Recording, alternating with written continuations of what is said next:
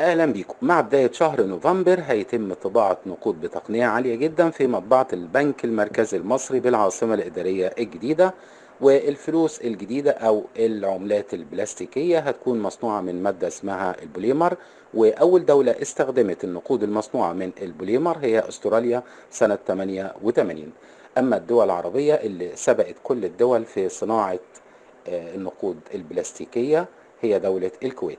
وحوالي 25 دولة في العالم بتستخدم العملات البلاستيكية، منها استراليا، البرازيل، والصين، اندونيسيا، سنغافورة، وكندا، والكويت، وفيجي، وموريشيوس، ونيوزيلندا، وغينيا الجديدة، ورومانيا، وفيتنام، وهونج كونج، وسريلانكا، وتشيلي، وتايلاند، والهند، وبريطانيا.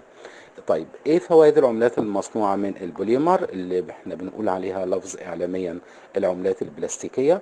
غير ضارة بالبيئة، عمرها بيعادل عمر العملة الورقية بثلاث او 5 اضعاف، بتسهم في خفض تكاليف الطباعة، تكاليفها قليلة، مقاومة للماء، يعني لو اتغسلت وقعت منك في المية ما بيجرالهاش اي حاجة، قابلة لإعادة التدوير، صعبة التمزيق والتلف، صعبة الاتساخ، ليها طبقة واقية بتحميها، واكتر سهولة في العد. ان شاء الله هنكون على موعد بفئة ال20 جنيه وال10 جنيه بداية من شهر 11.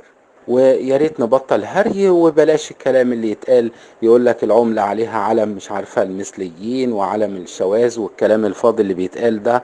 يلا دمتم في امان الله، والسلام عليكم ورحمة الله وبركاته.